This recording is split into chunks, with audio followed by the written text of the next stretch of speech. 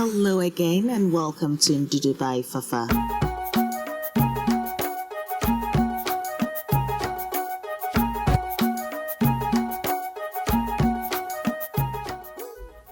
Welcome again to another exciting episode. My name is Fafa Gilbert and I am the chef behind Ndudu by Fafa. Now today on the menu I have something so exciting. It was requested by someone and it's our classic red, which is actually made from beans and palm oil that is spiced. I hope you do enjoy this recipe and you are inspired to try it. Now do not forget to subscribe if you do like what you see. Show me some love. Please share, spread the word, let everybody know about this African cooking channel. Now let's start cooking. For the list of ingredients, I'll be naming them as I cook and as I go along.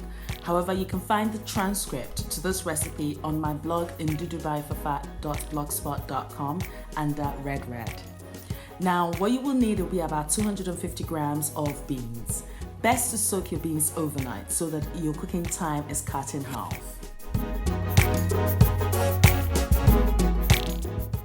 Now place 1.2 liters of water into a saucepan and place it on a medium heat. Add your soaked beans and cook this for about an hour and 20 minutes. If you've not had the time to actually soak your beans overnight, you can cook it from scratch, but you need to increase the amount of water by 800 milliliters and you need to cook it for a further half an hour. So to cut your cooking time, it's best to actually soak your beans overnight. Now you want your beans to be soft, so you are going to be boiling it till it's dry, almost dry I think. And once you get to that stage, if you actually feel it in between your fingertips, it will be soft. But at this stage, I'll still cook it further, and I think this is the perfect texture that I'm actually looking for. So now, if I actually do try it now, it should actually just be soft when I just there, and it's nice and creamy. So my beans is actually ready now. Now what I'll then do is actually mash it slightly so it becomes creamy, and that's the perfect texture that you want, which is what you can see here. Now I'm going to move quickly to the palm oil. Traditionally, Zomi is actually used. Zomi is actually palm oil that is spiced and it's so creamy and beautiful and it's just incredible. And it needs less cooking actually, and you don't do much to it. You actually just warm it up with a little bit of onion and you're almost done with it. However, the palm oil that I actually got in the shop wasn't as perfect as I would like it. So I am actually going to be infusing my own little spices and flavors into it to lift it up, to give that extra flavor. So this is optional depending on the quality of the Zomi or palm oil that you're using. So I'm going to be frying the onions for about 2 minutes and then I'm going to add some habanero chilies. Yet again, I just want to spice it. I want that little heat to come through. Now, this is going to be cooking gently in this whole process for about 5 minutes. But now I'm going to add some cloves. Yes, you heard me right. And yet again, that gives it that extra warmth and it gives it this beautiful flavor. Now, this is optional. If you don't have cloves, that's fine. But it's just because I'm uplifting the flavors of the oil, hence that's why I'm doing this. Now, I've actually just added blended ginger and aniseed. Now, if you do watch my videos, I do talk about aniseed a lot. And aniseed actually gives it this aromatic taste and it's just incredible. So fry this till the onion starts turning crispy. Then you know your spiced oil is ready. Now let's move on to frying our plantain. Now add your vegetable oil to a frying pan, thinly slice your plantain and fry it on each side for about 2 minutes. Now find the recipe on how to fry the perfect plantain in one of my previous videos. But you do need a ripened plantain for this recipe because you need it sweet and you need it to have that marmalade texture.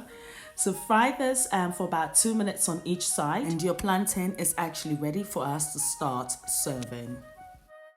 Now let's talk about gari. Now gari is a popular staple in West Africa. It's actually made from cassava that is grated and fermented, the juice is extracted and then is fried into this grainy consistency. It's similar in texture to couscous and one can actually use this just as you would couscous. The Ghanaians use it for their gari photo. then, which obviously I'll also be using it for these beans. That's why I'm talking about it. Nigerians love their eba with it. The Togolese do their pinot with it. And also the Ivorians love to make acheke with it. But today I'm actually going to be using it for my beans. And it's just going to thicken it a little bit, and it's going to be incredible. I said it again, didn't I? Marvelous, maybe. As I said earlier, once your beans is cooked, just mash it lightly to form this creamy, moist paste in a way. And then it's now ready for me to actually add my fried onions with the palm oil. And this is perfectly spiced and just incredible. No, marvelous. Can I just get this word out of my head? No. Now, you see, what I love about this is I love that crispiness of the onion and the spiciness of the oil. And I'm just mixing everything together. And that just looks marvelous. I did it.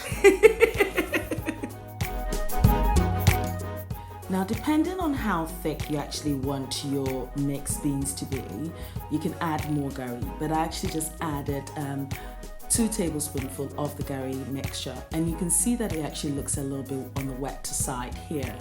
But one thing about gari is once actually it's got that moisture, it actually thickens things up. So it's best to actually have it into this consistency because it's going to be thicker in about 3 to 4 minutes.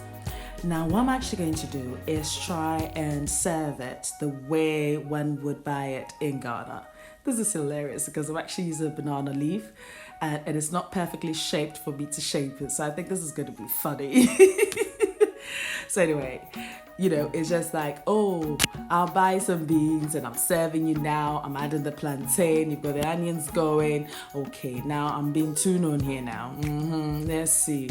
Yeah, this looks dodgy. Okay, what is she doing? Yeah, okay, she's trying. Obviously, you can't cover it, can you? No.